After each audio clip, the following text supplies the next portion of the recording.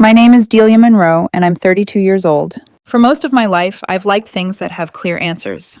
I work in data analytics, spreadsheets, queries, dashboards that either line up or don't. There's a strange comfort in being able to point at a timestamp and say, that's when everything changed. You can't do that with people, usually.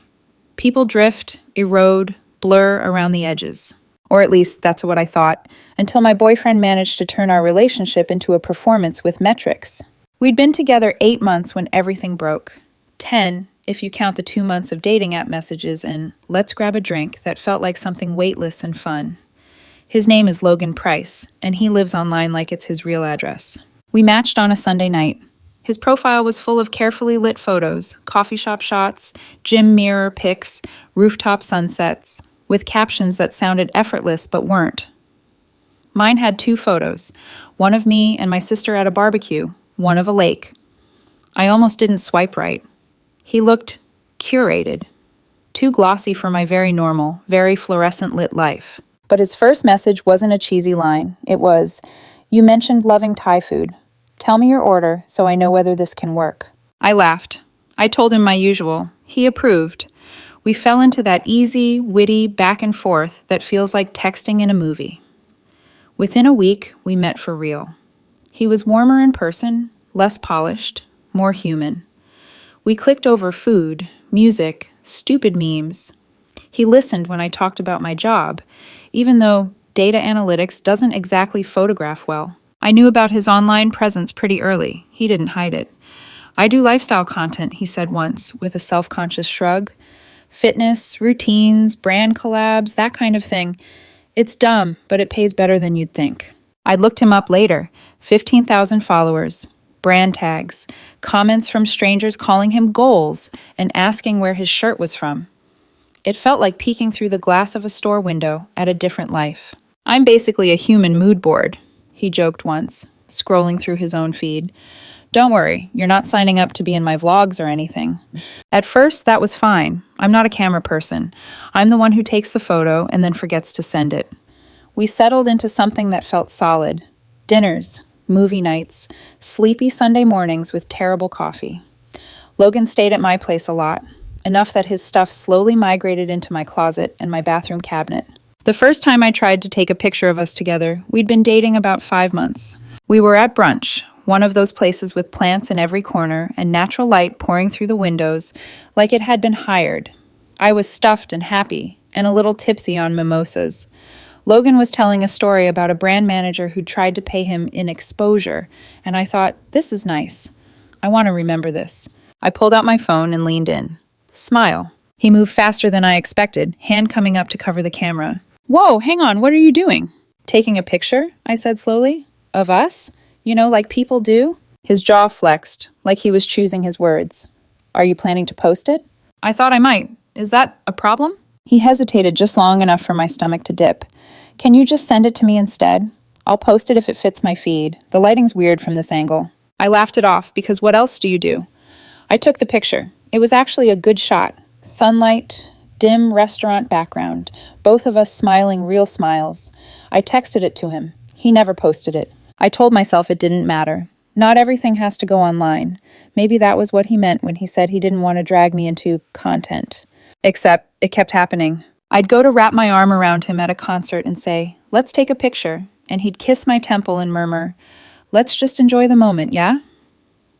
I'd ask someone to take a photo of us at a friend's birthday, and he'd suddenly decide he hated his hair that day. If I did manage to snap something, he'd say, "Send it my way first. I have to make sure it works with my grid." His grid. Meanwhile, his Instagram was full of him. Him at the gym. Him making green smoothies. Him laughing with his friends on patios and rooftops. Him tagging brands and other creators. Not once, not even in the background, was I visible. I tried to ignore it. Tried to be the chill girlfriend. But there's only so many times you can be erased before you start to notice the outline of the space where you should be. A few weeks ago, I asked him about it directly. We were lying on his couch, my legs draped over his lap, some mindless show playing in the background. His phone lit up every few minutes with notifications. Likes, comments, DMs. "Hey," I said, eyes still on the TV. "How come you never post us together?" He paused for a fraction of a second before answering. I keep my relationship private. Social media isn't real life. I turned my head to look at him. But you post everything else. Your workouts, your meals, your friends, just not me. That's different, he said quickly. Those are content. My relationship is personal. So I'm more personal than your breakfast, I said lightly. But there was an edge to it. He sighed. Why does this matter so much to you? Are you insecure about something? There it was, that little twist. If I cared, it meant there was something wrong with me. I let it go. Out loud, at least. Inside, something small and stubborn started taking notes. Then, 5 nights ago, the notes became a ledger. We were at his apartment, half watching some reality show while he scrolled endlessly. At one point, he set his phone face down and said, I need to talk to you about something, okay? My heart did that weird, skipping thing. Okay. I don't want you posting pictures of us together, he said, and I'm not going to post any either. I sat up a little. Why? He rubbed the bridge of his nose like this was exhausting. Because I've worked really hard to build my platform. My followers expect a certain aesthetic, a certain lifestyle. If I post relationship content, it has to fit that image. Something cold slid down my spine. And I don't fit that image. It's not personal, he said immediately. You're not really my demographic. You don't have a strong social media presence. You're not in a visually interesting field. People might not understand why I'm with you. It could confuse my brand. I stared at him. So I'm good enough to date, just not good enough to be seen with. You're twisting my words. No, I said quietly. I'm understanding them. He leaned back, relieved, when I said, Fine, I won't post anything. You don't have to worry about your image. This is why I like you, he said, smiling, and kissed my forehead. You're reasonable. I smiled back. I even murmured, Sure. But inside, something shifted into place. It wasn't anger, not yet. It was the same sensation I get when a report comes back wrong and I know there's a hidden variable somewhere. Not rage, calculation.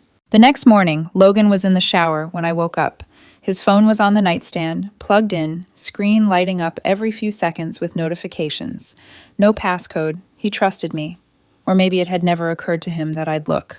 I lay there for a minute, listening to the water run, feeling my heart thudding in my chest. Then I reached for his phone. Instagram was already open. His DMs were a scroll of usernames, brands, friends, blue check marks. And buried in the chaos, the one that made my fingers go numb. At Brianna Klein Fit. I knew the name. Everyone in his little corner of the app did. Fitness model. 50,000 followers. Professionally shot photos of abs and leggings and smoothie bowls. Perfectly on brand for someone like Logan. I tapped the thread. 4 months of messages. At first, it looked harmless, reacting to each other's stories, swapping workout tips. Then the tone shifted. Fire emojis, winking faces. We should collab sometime. Her saying, I'm single and ready for something real with someone who gets this lifestyle. Him replying, same here. It's hard to find. Same here. I scrolled further, my vision tunneling. There were other names too. Smaller accounts, local creators. The pattern was the same. He was cultivating options. People he wouldn't be embarrassed to be seen with online. I took screenshots. Every page. Every damning line. I sent them to myself, then deleted the outgoing messages from his phone. Put it back exactly where it had been. When he came out of the shower, I was in the kitchen making coffee like nothing had happened. What are you up to today? He asked, kissing my shoulder. Just work, I said. Normal stuff. He nodded. Text me later. Maybe we can do dinner. Sure, I said, smiling. After I left, I didn't go straight to the office. I stopped at a coffee shop, ordered something I barely tasted, and sat with my laptop open and my phone glowing with the screenshots I'd stolen. I could confront him. He'd accuse me of violating his privacy. He'd call it networking and collaborations, and somehow I'd end up apologizing for looking. Or I could do something else. I opened Instagram and found Brianna's profile. All sun and sweat and angles that didn't exist in my life. My fingers hovered over the message box for a long time before I started typing. Hey, I wrote. This is probably going to sound strange, but I'm Logan Price's girlfriend. I've noticed you two have been messaging a lot, and he talks about you sometimes. You seem cool. I just wanted to introduce myself. I stared at the words, thumb poised over send.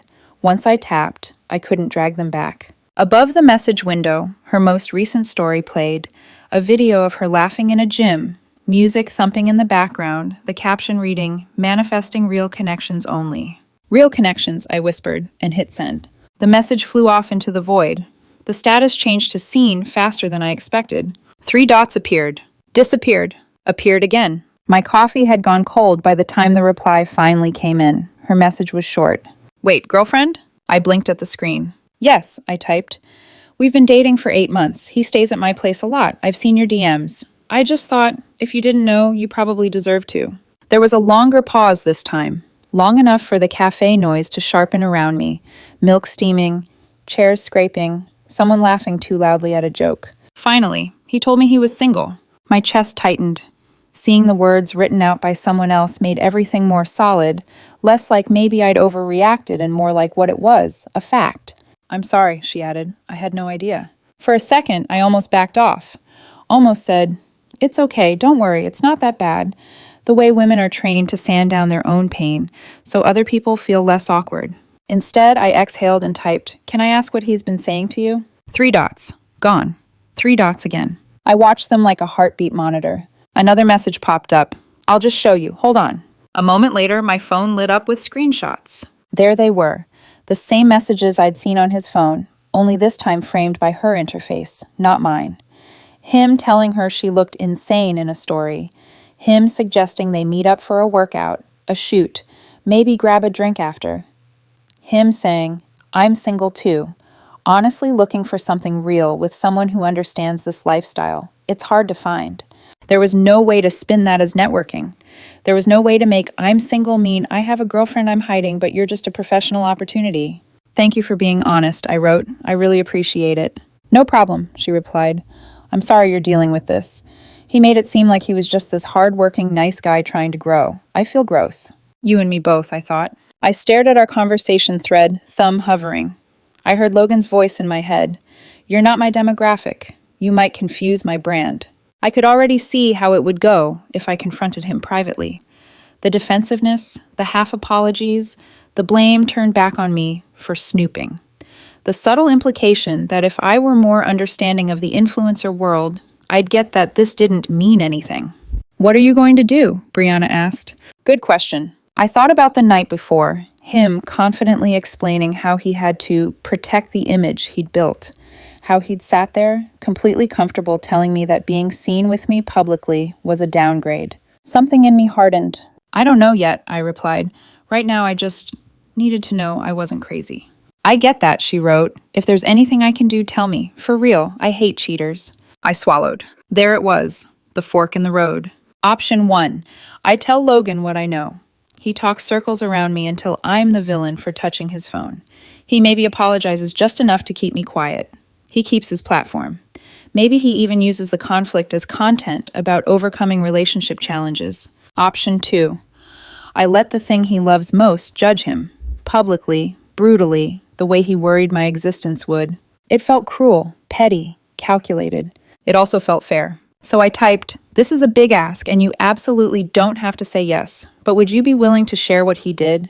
Your followers overlap with his. People listen to you. I feel like he's been using both of us. Me as a secret, you as a potential upgrade.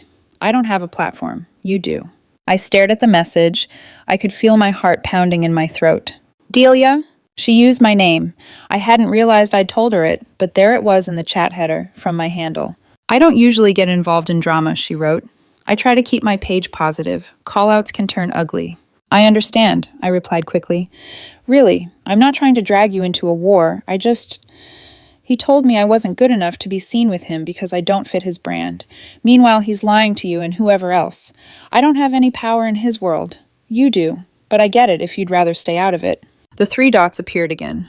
They stayed for a long time. I picked at the edge of my paper cup until the cardboard started to peel. You know what? Her message finally came. No, he doesn't get to do this and walk away clean. People should know how he treats women. I'll post the screenshots, I'll tag him, and I'll tag you if you want. The room tilted for a second, not from guilt, but from the dizzy sense that some invisible gear had just shifted, and the rest of the machine hadn't caught up yet. Only if you're okay with that, I answered. And maybe don't tag me directly. I'm private. But you can say he has a girlfriend and he lied about it. That part matters. Got it, she sent back. I'll put it together later tonight. Fair warning, when this goes up, it's going to explode. Are you sure you're ready for that? I thought of Logan, relaxed and smug on his couch, telling me I didn't match his aesthetic. I thought of all the times he angled his own face toward the best light while ducking mine out of the frame. Yeah, I typed. I'm ready. That evening, around 8, my phone buzzed on my kitchen counter. New story from @BriannaKleinFit. I opened it before the notification could even fade. The first slide was a black background with white text.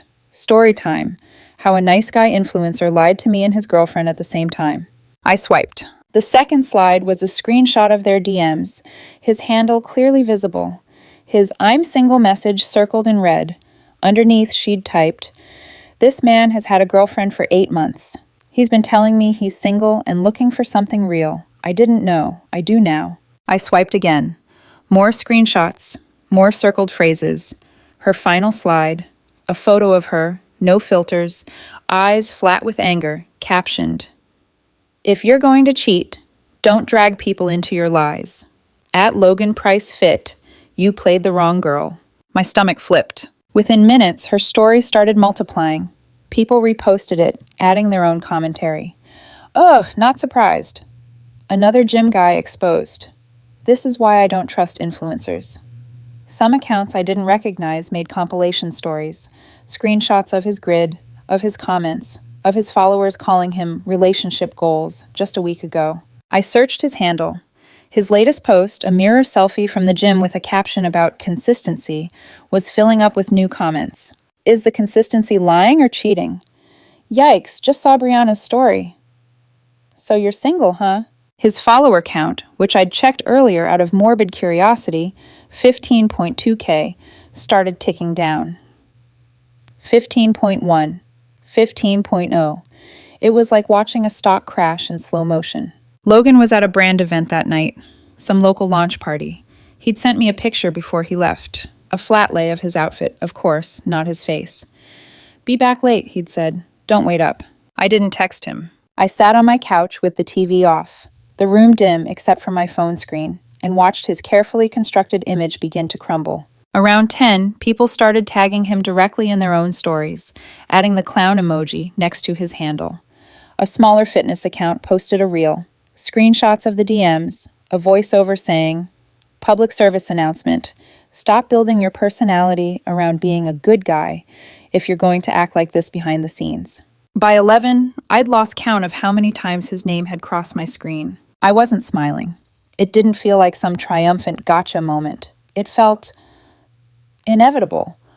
Like a report I'd been running for weeks finally finished downloading, and the result was exactly what the early data had warned me it would be. Around midnight, I heard his key in the lock. I locked my phone and set it face down on the coffee table, heartbeat suddenly in my throat. He came in flushed and buzzing with leftover party energy, talking before he even saw me. "Babe, you would not believe the turnout. His phone pinged in his hand, then again, and again. The sound became a stuttering alarm. He frowned down at the screen. I watched his expression change in real time. Confusion, then annoyance, then something like fear. "What the—" He stopped in the middle of the living room, thumb flying across the glass as he scrolled. The color drained from his face. "Are you kidding me?" he whispered. "What the hell?" He looked up at me, eyes wide. "Delia, did you see this?" I tilted my head. "See what?" He walked over and thrust the phone toward me.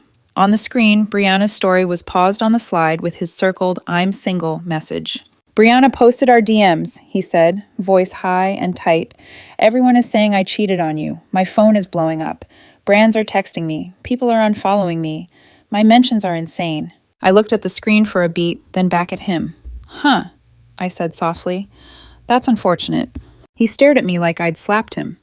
"That's all you have to say?" "What do you want me to say?" I asked. "That I'm shocked you told someone you were single while you were sleeping in my bed 3 nights a week, because I'd be lying." He blinked.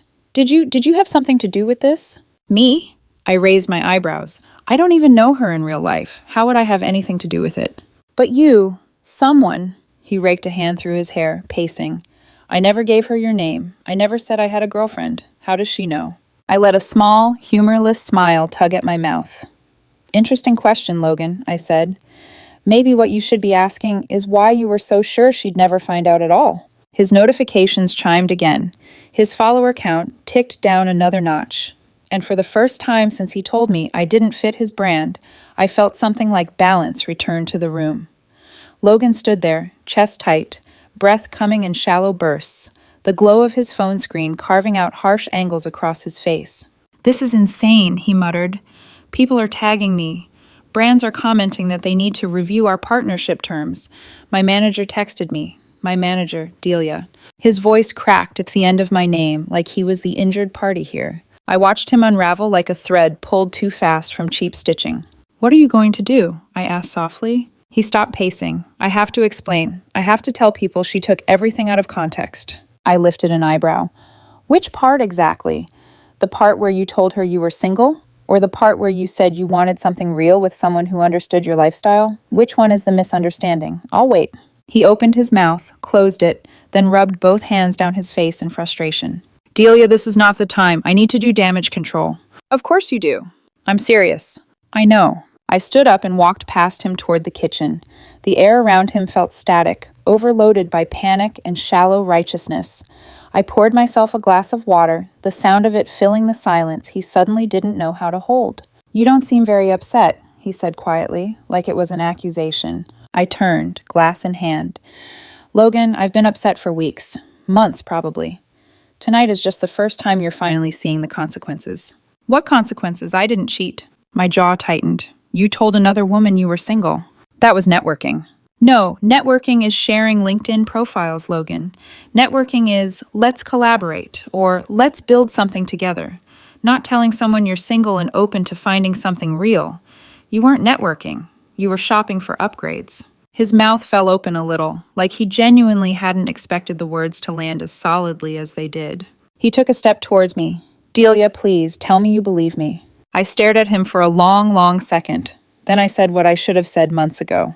"I believe what I saw." He flinched. My phone buzzed from the couch. I didn't look at it.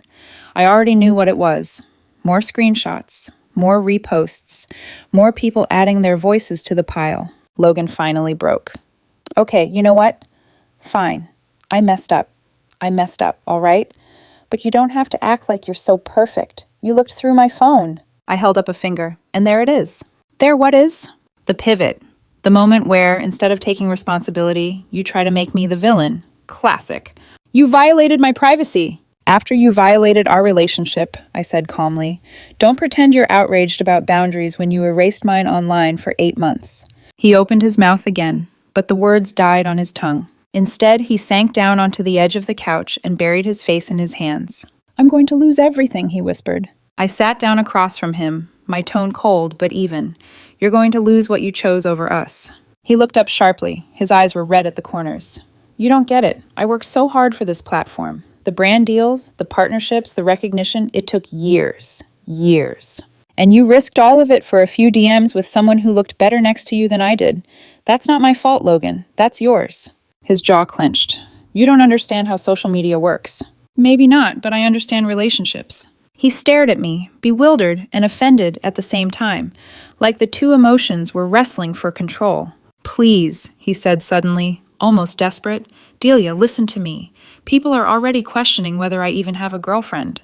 If you post a picture of us together, just one, it'll prove Brianna misunderstood. It'll fix everything." There it was, the moment he finally said the quiet part out loud. "You hid me for months," I said, each word slow and deliberate. "You told me I didn't fit your aesthetic. You said I'd hurt your brand." "Delia, and now you want me to rescue your brand?" I shook my head. "No." His face crumpled. "You're being cruel." "No." I leaned forward, elbows on my knees. "I'm matching your energy." Silence fell between us like a thick curtain. He stared at me as if he didn't recognize the woman sitting across from him. Maybe he didn't. Maybe he'd only seen the version of me that was quiet and compliant and easy to hide behind captions about self-care and authenticity, not the one who could see the cracks in his carefully curated life and call them what they were. He let out a trembling breath. "So that's it then? You're done?" I didn't answer. I didn't need to. He looked down at his phone again. Notifications were still pouring in. Fast, relentless, merciless. "I have to fix this," he whispered, half to himself. "Good luck." I stood, walked past him, took the blanket that had slid off the back of the couch and folded it over the armrest. I didn't slam doors. I didn't yell. I didn't throw anything. Quiet endings are sometimes the loudest ones. Behind me, he was typing frantically, his fingers tapping the screen with the speed of someone drowning and trying to tread water. I went into the bedroom, grabbed my overnight bag, my charger, my toothbrush. I didn't pack everything. Not yet. Just the pieces of myself I hadn't already given away. While I zipped the bag, I could hear him talking on speakerphone in the living room. No, I swear it wasn't like that. I didn't lie. It was just a misunderstanding. Can't we spin it as a miscommunication? Spin. The word hit me like a gust of cold air. He wasn't trying to fix the truth. He was trying to fix the optics. By the time I stepped back into the hallway, he was pacing, gesturing wildly, phone pressed to his ear. Delia, he said when he saw the bag. Where are you going? To sleep, I said. Somewhere that doesn't smell like panic. He hung up immediately. Delia, wait, be reasonable. I was reasonable, I said softly, for 8 months. Don't do this, not tonight, please. I paused at the door. You already did it. I left without looking back. That night, he stayed up until 3 a.m, posting statements, deleting comments, resharing stories, crafting apologies that used every corporate-sounding, non-apology phrase imaginable. Taken out of context, misinterpreted, miscommunication, professional collaboration. The internet didn't buy any of it, and neither did I. Logan wasn't at the apartment when I returned the next morning. For a split second, stepping into the quiet space felt surreal, like walking into the aftermath of a storm where everything looks normal but smells like rain and broken things. His shoes were still by the door, but the air didn't contain him anymore. Just the faint echo of his panic from the night before. I walked through the living room slowly. A half-empty protein shake sat abandoned on the counter. His ring light was still plugged in but tipped sideways like he'd knocked it over in a rush. The apartment felt drained, like someone had pulled out all the bright, artificial air that kept it afloat. My stomach twisted, not from regret, from confirmation. He wasn't worried about losing me. He was worried about losing his audience. My phone buzzed with a notification from Brianna. Brianna, you okay? I know last night was a lot. I typed back. Me, I'm fine, or something close to it. Another message arrived instantly. Brianna. He posted 3 stories trying to clarify. Everyone is dragging him. Even some fitness accounts with big followings made videos about it. It's bad. I didn't open his profile. I didn't need to see it yet. Instead, I walked to the bedroom and began folding the rest of my clothes. Jeans, sweaters, t-shirts that never matched his color-coded aesthetic for couple photos, because we never took any. A few pieces he'd bought me as a gift, but were really brand samples he wanted to feature in a flat lay someday. I debated leaving those behind on the bed like evidence. Instead, I shoved them into the donation pile. While I packed, the front door clicked open. Logan walked in. He looked wrecked. Hair messy, hoodie unzipped, face pale with exhaustion. A deep heaviness followed him into the room like a shadow. Delia, he said, voice raw. I didn't stop packing. Hi. He stood there, hands hanging uselessly at his sides. I didn't sleep, he said quietly. I know. Everyone thinks I'm a liar, a cheater. Are they wrong? I asked. He flinched like I'd hit him. I didn't cheat, he whispered. Not physically. I dropped a folded sweater into my suitcase. Emotionally, digitally, publicly, take your pick. He swallowed. I didn't think it mattered. I didn't think that I would matter, I finished. Not compared to your followers. He rubbed the back of his neck. I messed up, I know that. But you could have talked to me, Delia. You could have come to me before it blew up. A bitter laugh escaped before I could stop it. Talk to you? So you could spin it? Gaslight me? Tell me I'm interpreting screenshots wrong. Tell me Brianna misunderstood your professional intentions. You would have turned it into a PR problem, not a relationship one. His eyes flicked to the suitcase. You're really leaving? I am. Please don't. His voice cracked, and for the first time he sounded small. Delia, don't walk out like this. I zipped the suitcase halfway and looked at him. Really looked at him. You kept me off your feed for 8 months, Logan. I've been invisible to your world since the day we met. And the one night you finally needed me publicly? It wasn't to love me. It was to save your brand. That's not true, he whispered. It is, I said softly. And you know it. His breathing stuttered. We can fix this. We can explain things. We can tell people we were working through stuff privately. We can post something together. Just one picture. You're still trying to script me, I said. Still trying to turn this into content. I'm trying to fix my life. Then fix your life, I said. But don't use me as a prop. Silence fell like a heavy curtain between us. He took a shaky step forward. Delia, I love... Don't, I cut in sharply. Don't say it. Not today. He shut his eyes like the word hurt him. I'm sorry, he whispered. For everything. For being selfish. For being stupid. For being scared about losing what I built. You don't know what it's like to have thousands of people watching your every move. You're right, I said. I don't know what that's like, but I know what it's like to be with someone who cares more about those thousands of strangers than the person sitting next to them on the couch. His voice wavered. Can you just stay one more day? We can talk when we're both calmer. I shook my head. If I stay, I'll let you talk me into thinking this wasn't as bad as it was. I'll let you explain until the edges blur. That's my problem, not yours. I forgive too quickly when someone apologizes pretty enough. He swiped at his jaw angrily, like he didn't know whether he was mad at me or himself. I don't want to lose you. You already did. The words hit harder than I expected. They made both of us flinch. He took a step back as if absorbing the blow physically. Can I at least carry your bag? No, I said gently. I've got it. I closed the suitcase, picked it up, walked toward the living room. He followed me, steps heavy, like he was trying to drag time backward. When I reached the door, he said, "What am I supposed to do now?" I opened the door without turning. Start by telling the truth. Then I walked out. For the rest of the day, I stayed with a friend. I didn't check his profile. I didn't open his messages. I didn't let myself spiral. I just sat with the quiet, something I hadn't realized I'd been missing for months. That night, I finally opened Instagram. His profile was a war zone. Vanity influencer caught lying again. Disgusting. Why didn't you admit you had a girlfriend? This is so manipulative. Your apology is trash. Accountability challenge. Fail. His follower count had dropped by nearly 1,000 in one day. His pinned comment, "Authenticity is everything," was now followed by a string of clown emojis. I scrolled until I hit a post he'd made that morning. A photo of a sunrise from the balcony of his apartment. Caption: Some days, all you can do is breathe and hope people understand your side of the story. The comments were brutal. We saw the story, Logan. You lied. Full stop. Stop manipulating your followers. Tell the truth instead of hiding behind quotes. I didn't like the post. I didn't comment. I didn't message him. I just closed the app and sat in the dim light of my friend's living room, listening to my own heartbeat slowly settle into something steady, something resembling peace. The next morning, I moved the last of my things into my new apartment. A small studio, high windows, quiet, no ring light, no curated corner, no staged content. Just me. And for the first time in months, that felt like enough. It took a full week before Logan tried to contact me again. By then, I had settled into my new apartment enough that it no longer felt like a hotel room. I'd bought a cheap rug, a lamp that cast warm light instead of the harsh LED lashes he preferred, and a plant I already suspected would die in 3 weeks because I forgot to water things that didn't send calendar reminders. My life felt quiet, unpolished, unfiltered, and real. I was brewing coffee when my phone lit up with a number I recognized immediately, his. I let it ring. It rang again, and again. I silenced the call. He switched to texting. Logan, Delia, please talk to me.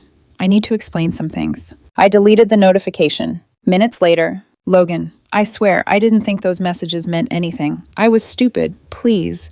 Then, brands are dropping me. My manager wants to put me on a break. People are still dragging me. Please, just talk to me. I locked my phone and turned it face down. He wasn't asking for a closure, he was asking for a life raft. 2 days later, I met with my friend and now unofficial roommate therapist, Mia, at a coffee shop near my building. She had been watching the Logan drama unfold with a mix of fascination and righteous fury. You want to see something? She asked halfway through her latte. Do I? She turned her phone toward me. Logan's latest Instagram post. A black square, white text. Apology font, size 48. I'm taking accountability and stepping back from content creation. I snorted. Stepping back? He got shoved off the cliff by the algorithm. Mia grinned. Oh, it gets better. Read the caption. I took her phone. I want to be transparent. I made mistakes. I hurt people I care about. I let my platform change me, and I became someone I don't recognize. I'm going offline to work on myself and rebuild the trust I broke. Please respect my privacy during this time. The comments were brutal. You didn't make mistakes, you lied. Imagine finally mentioning your girlfriend after she dumped you. Accountability without details means nothing.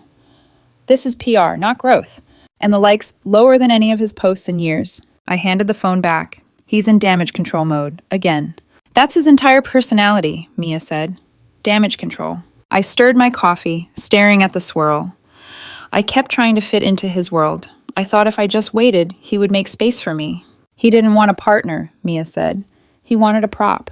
The truth of that settled in my chest, heavy but clean. A week later, Brianna messaged me again. Brianna, just checking in. You holding up okay? Me. Yeah, weirdly calm. You? Brianna, fine. People moved on. The internet's attention span is like 2 inches long, but Logan's PR meltdown bought him a permanent reputation stain. No one big wants to collaborate with him now. Also, what he did was gross. I'm sorry you got dragged into his mess. Me, thank you, truly. She hesitated before sending a final message. Brianna, for what it's worth, you deserve better than being someone's hidden girlfriend. Don't let anyone convince you you're not brand enough. That's toxic influencer speak for I want to trade you in. I sat there for a moment, fingers hovering over the keyboard before typing. Me, I know that now. And I did, more than I wanted to admit. 6 weeks after everything went down, I walked home from work on a cool evening, the air crisp and the streetlights blurry through a thin mist. My new life didn't feel shiny.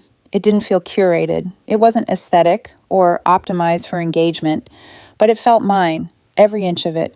When I reached my apartment, I tossed my keys onto the counter and, without meaning to, opened Instagram. I searched his profile. Logan Price, former fitness influencer, 15.2K, 10.1K followers. His grid had changed. No more polished gym shots, no more brand tags, no more styled breakfasts or hotel mirrors or sunlight angled perfectly across his jawline. The top post was the apology. The rest were older, rows of a life that had cracked like porcelain. I clicked the tagged photos. Someone had posted a meme using his screenshot. When you say you're single but your girlfriend says hi from the shadows. Another account made a TikTok using clips of his apology video, adding clown music over the background. His image, his precious, carefully tended image, wasn't just damaged. It was stained. The irony wasn't lost on me. He was terrified I'd ruin his aesthetic. He did it himself. Slowly, painfully, publicly. And all because he didn't want anyone to see me. I closed the app. The room felt lighter. Quiet in a way I hadn't realized I'd missed. That night, curled under a blanket with a cheap candle burning on the windowsill, I opened my laptop and pulled up an old folder of photos. Most of them weren't good. They were blurry, chaotic, dim. Hair in my face, clothes wrinkled, terrible angles, ones I'd never posted, never curated, never retouched. Real ones. I looked at a photo of myself laughing so hard my eyes were squeezed shut, my hair falling halfway across my face. Logan would have hated it. I smiled. I'm dating again, slowly, carefully, not jumping into anything, not bending myself into aesthetically pleasing shapes for someone else's feed. I'm learning to pay attention to red flags. If someone needs to hide you, if they rank you by their followers, if they treat you like an image instead of a person, that's not love. Love is shown, not filtered, shared, not hidden, held, not curated. And anyone who thinks you're below their level isn't on yours.